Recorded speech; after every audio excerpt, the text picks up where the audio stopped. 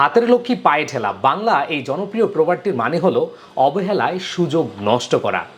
আমাদের প্রত্যেকটি শিক্ষার্থীর জীবনেই সুযোগ এসে থাকে, আমরা কেউ সেটাকে কাজে লাগাই, কেউ সেটাকে কাজে লাগাই না।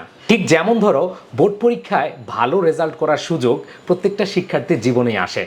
বোর্ড পরীক্ষার রেজাল্ট এমন একটা বিষয় যেটা তোমার পরবর্তী শিক্ষা জীবন এবং কর্মজীবনে অনেক বেশি গুরুত্ব বহন করে থাকে।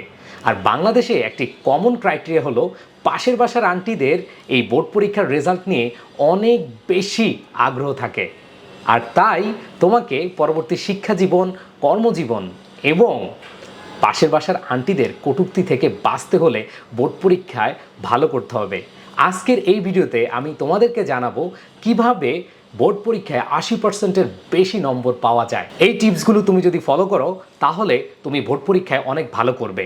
টিপস নাম্বার 1, সেটি হচ্ছে প্রতিদিন রুটিন সেট করা এবং তোমার টার্গেট সেট করা।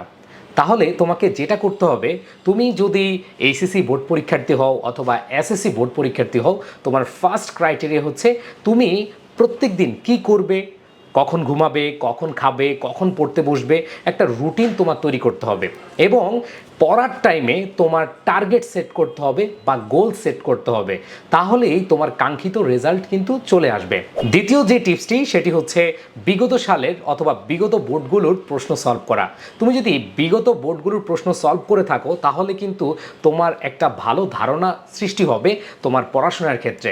তাহলে অবশ্যই যে কোনো বোর্ড, সেটা ঢাকা বোর্ড অথবা কুমিল্লা বোর্ড, রাজশাহী বোর্ড, যে কোনো বোর্ডের প্রশ্নগুলো তুমি দেখবে এবং সেগুলো ভালোভাবে বুঝে বুঝে সলভ করবে। তাহলে কিন্তু তুমি এই বছর যে পরীক্ষা অংশগ্রহণ করবে সেখানে 70 থেকে 80 ভাগ কমন পাবে। তৃতীয় যেই কাজটি করবে সেটি হচ্ছে মডেল টেস্ট দেওয়া।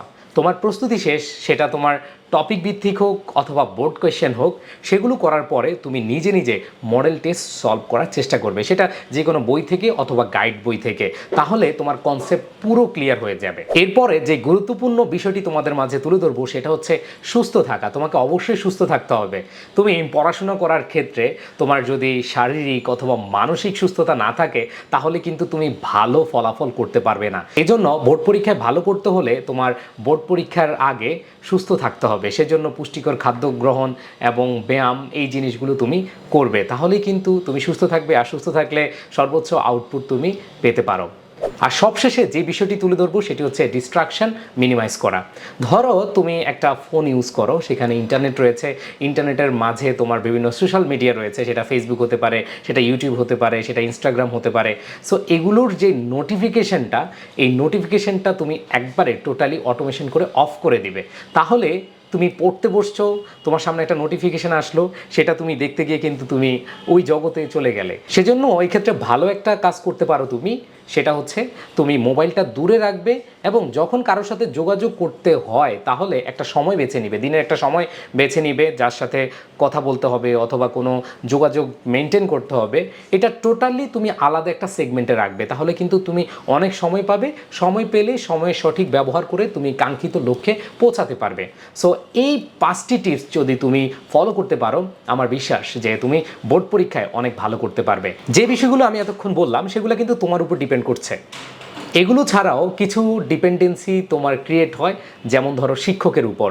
তুমি যেই টপিকটি পড়ছো ওই টপিকটি যদি শিক্ষক ভালোভাবে না বুঝিয়ে থাকেন তাহলে কিন্তু তুমি ওই টপিকটা আয়ত্ত করতে পারবে না, বোর্ড প্রশ্ন সমাধান করতে পারবে না, মডেল টেস্ট দিতে পারবে না। এই জন্য তোমরা যেটা করবে সেটা হচ্ছে ভালো টিচারের ক্লাসগুলো করার চেষ্টা করবে।